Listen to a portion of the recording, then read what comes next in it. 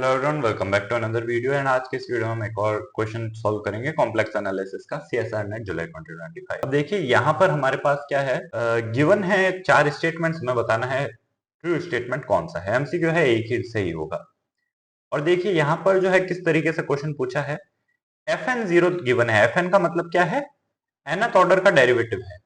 nth order का derivative है आपका जीरो के ऊपर। तो यहां पर हमारे पास चार इस तरीके से टर्म्स गिवन है कि इनमें से कौन सा पॉसिबल है एंटायर फंक्शन के लिए। क्योंकि पूछ क्या रहा है, there exist an entire function, जिसके लिए ये हो तो ऐसा एंटायर फंक्शन एग्जिस्ट करेगा कि नहीं करेगा। तो अब यहां पर उसके लिए हमें किस तरीके से सॉल्व करना है, इसके लिए हमें जो है एंटायर फंक्शन को लेकर चलना पड़ेगा। उसके बारे में हम क्या जानते हैं, उस इंफॉर्मेशन से हमें यहाँ पर जो है निकालना पड़ेगा कि कैसे हम इसको क्वेश्चन को एनालाइज कर सकते हैं, कैसे इन टर्म्स को देख सकते हैं। तो एंटायर फंक्शन जो होता है, इसका मतलब क्या होता है। एंटायर का मतलब होता है analytic everywhere except possibly at infinity. ठीक है, ठीक है। एंटायर एवरीवेयर मतलब पूरा का पूरा जो कॉम्प्लेक्स प्लेन है आपका, वहां पर एनालिटिक रहेगा। एनालिटिक रहेगा। और जहां पर एनालिटिक रहता है फंक्शन, उसकी प्रॉपर्टी होती है कि टेलर एक्सपेंशन एग्जिस्ट करेगा।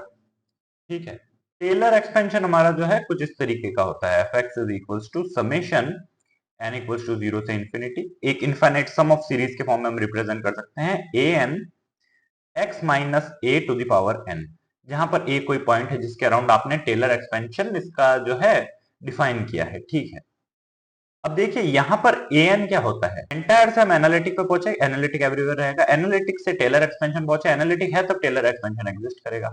एंड an जो टर्म है, an कुछ इस तरीके की होती है, एफ एन ए।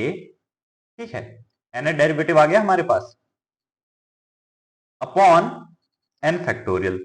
ठीक है, अब यहां पर देखिए जब a इक्वल टू जीरो हो जाए, ठीक है, तब आपका ये जो टेलर एक्सपेंशन है ये कन्वर्ट हो जाता है मैक्लॉरिन एक्सपेंशन के अंदर। ठीक है, तब आप इसे जो है मैक्लॉरिन सीरीज बोलते हैं। एंड मैक्लॉरिन सीरीज के अंदर ये टर्म क्या बन जाएगी, मैक्लॉरिन के अंदर एफ एक्स जो है आपका बन जाएगा summation N equal to zero से infinity F N zero upon N factorial. ठीक है, X to the power N.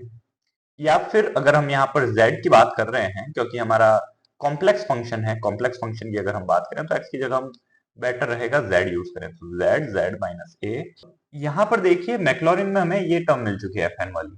अब इससे हम क्या पता कर सकते हैं, इससे हमारे पास ये तो चलिए मिल गया, लेकिन इसका यूज कैसे करेंगे कि एंटायर है कि नहीं। एंटायर फंक्शन की एक और प्रॉपर्टी है, एनालिटिक एवरीवेयर है, तो इसका मतलब क्या हुआ, रेडियस ऑफ कन्वर्जेंस आरओसी जो होगा उसका ROC R equal to infinite होना चाहिए। इसका रेडियस ऑफ कन्वर्जेंस क्या बताता है कि रीजन जिसके अंदर वो एनालिटिक हो।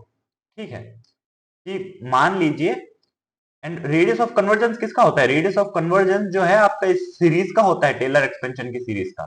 तो इस सीरीज का जो आरओसी है वो आपके पास इंफिनिटी होना चाहिए, आर इक्वल टू इंफिनिटी। ठीक है, आरओसी जो है एनालिटिक फंक्शन का डायरेक्टली नहीं निकलेगा, सीरीज का निकलता है आरओसी। तो ये सीरीज जो है एवरीवेयर कन्वर्ज करनी चाहिए इसके ऊपर, क्योंकि टेलर एक्सपेंशन अगर एग्जिस्ट करेगा तो यूनिक करेगा। ठीक है, अब देखिए आरओसी आर जो है आपका इंफिनिटी हो गया। तो आरओसी कैसे कैलकुलेट करते हैं, उसके लिए हमारे पास फॉर्मूला होता है कि वन अपॉन आर जो है it is equals to limit N tends to infinity A N to the power one by N. ठीक है, Cauchy second theorem of limits लगा करके इसे A N plus one upon N के form में भी लिखा जा सकता है। दोनों में से कोई भी फॉर्मूला यूज कर सकते हैं, यहां पर ये फॉर्मूले से काम चल जाएगा। तो अब हमारा काम क्या है, यहाँ पर हमारा काम है कि हम यहाँ पर सब सीरीज जो है, क्योंकि ये सीरीज ही डिफाइन की है इन्होंने, ये जो बताया है इन्होंने इनडायरेक्टली कहा है कि इसकी जो टेलर सीरीज है उसकी टर्म आपको हमने दे दी है एन। अब आप चेक कर रही है कि आरओसी किसका इन्फिनिटी आएगा, क्योंकि जिसका इन्फिनिटी आएगा वही एंटायर फंक्शन बन पाएगा। फॉर एग्जाम्पल अगर मैं आपको एक एग्जाम्पल दूं कि summation Z to the power N है, ठीक है, एन इक्वल टू जीरो से इंफिनिटी, ये समेशन कन्वर्ज करता है one upon one minus Z, जहां पर आरओसी इसका होता है इक्वल टू वन। ठीक है, यूनिट सर्कल के अंदर ये सीरीज कन्वर्ज करती है, उसके बाहर ये कन्वर्ज नहीं करेगी सीरीज। ठीक है, तो आरओसी का यूज इसीलिए है क्योंकि इन्होंने एनालिटिक एवरीवेयर कहा है, तो आरओसी जो है इसका इनफाइनाइट होना चाहिए। तो अब आइए देखते हैं इसका आरओसी कैलकुलेट करते हैं। तो हमारे पास सबसे पहले जो है हमें एन निकालना होगा। एन क्या है? एन आपके पास कुछ इस तरीके से गिवन है, ठीक है। F N zero upon N factorial, Maclaurin series given है, कोई बात नहीं। सो सबसे पहली टर्म का अगर हम एन देखें तो वो क्या है? F N zero upon N factorial. N factorial से एन फैक्टोरियल कैंसिल हो जाएगा, so one upon N to the power N बचेगा। अब A N to the power one by N ले लीजिए, वो क्या मिल गई आपको? पावर वन बाय एन लेते ही वन बाय एन मिल गया ये। एन टेंड्स टू इन्फिनिटी लगा दीजिए यहाँ पर, ठीक है। तो जैसे ही एन टेंड्स टू इन्फिनिटी हुआ, वन अपॉन एन क्या हो गया? जीरो हो जाएगा, जीरो को टेंड करेगा। लेकिन ए एन की पावर वन बाय एन क्या है? वो तो आर है, ठीक है। या फिर इसे हम जो है डायरेक्टली इसे पहले ही रिवर्स करके भी लिख सकते हैं। देखिए, अगर हम रिवर्स करें तो one upon A N to the power one by N, ये क्या हो जाता है? ये आपका आर हो जाता है, रेडियस ऑफ कन्वर्जेंस आर होती। ये क्या हो गया? इक्वल टू एन हो गया, ठीक है। जैसे ही एन टेंड्स टू इन्फिनिटी हुआ तो ये एन क्या हो गया? इन्फिनिटी को अप्रोच कर गया। तो आर क्या हो गया आपका? क्योंकि ये तो लिमिट है, तो एन तो इन्फिनिटी को टेंड कर गया, तो यानी कि आर आपका इन्फिनिटी हो गया। इन्फिनिट आ रहा है आपका रेडियस ऑफ कन्वर्जेंस। तो पहला ही ऑप्शन आपका सही हो गया। एंड एमसीक्यू है, एक ही ऑप्शन सही हो सकता है, ठीक है। बाकी सभी ऑप्शन में आपको रेडियस ऑफ कन्वर्जेंस इन्फिनिटी नहीं मिलेगा। फॉर एग्जाम्पल अगर मैं सेकंड ऑप्शन की बात करूं तो देखिए, ये तो रहा हमारा फर्स्ट ऑप्शन। सेकंड ऑप्शन अगर हम देखें तो यहां पर ए एन आपको क्या मिलेगा? F N zero upon N factorial कर दीजिए, एन की पावर एन मिल गया।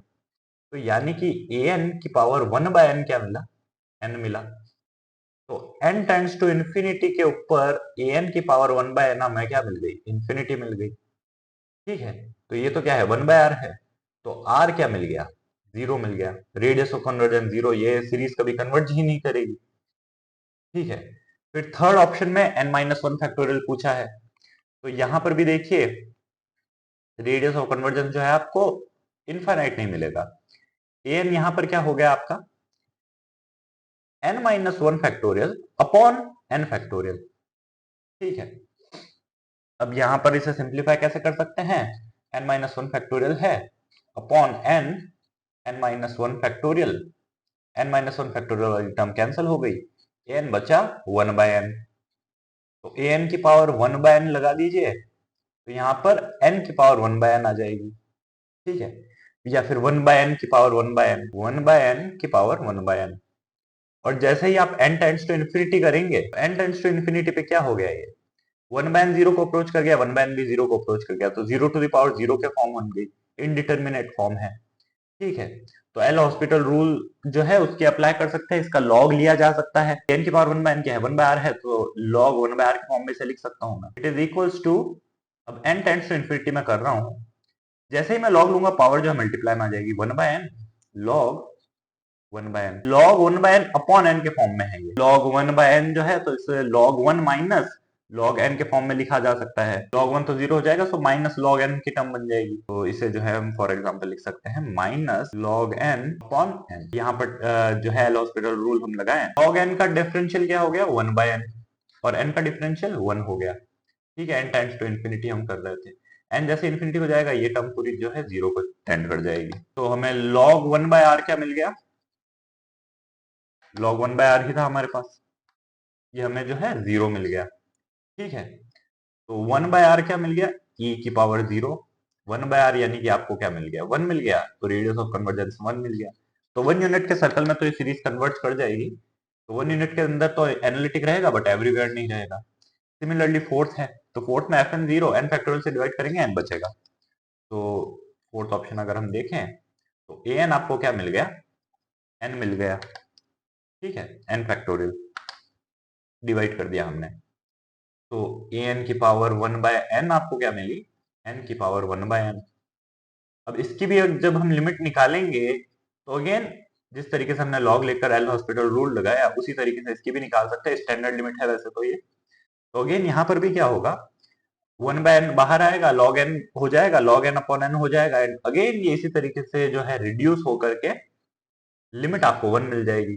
यानी 1/r1 मिल गया, r इक्वल टू 1 मिल जाएगा। रेडियस ऑफ कन्वर्जेंस इसका भी 1 आ गया, तो आपके पास ये भी एंटायर नहीं हो पाएगा। तो एंटायर के लिए हमें एंटायर की डेफिनेशन पता होनी चाहिए सबसे पहले। एंटायर मतलब एवरीवेयर एनालिटिक। हो सकता है इन्फिनिटी पे ना हो, बाकी इन्फिनिटी के अलावा हर जगह होना चाहिए। फिर एनालिटिक है तो टेलर एक्सपेंशन एग्जिस्ट करेगा, एंड एंटायर के लिए तो टेलर एक्सपेंशन पूरी सीरीज पूरे जो है कॉम्प्लेक्स प्लेन का एग्जिस्ट करेगा।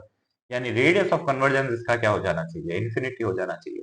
एंड रेडियस ऑफ कन्वर्जेंस ही हमें चेक करना था यहाँ पर। इन्होंने डायरेक्ट नहीं बोला, इनडायरेक्टली बोला। तो this was all in today's video. मिलते हैं नेक्स्ट वीडियो में, तब तक के लिए take care and thanks for watching.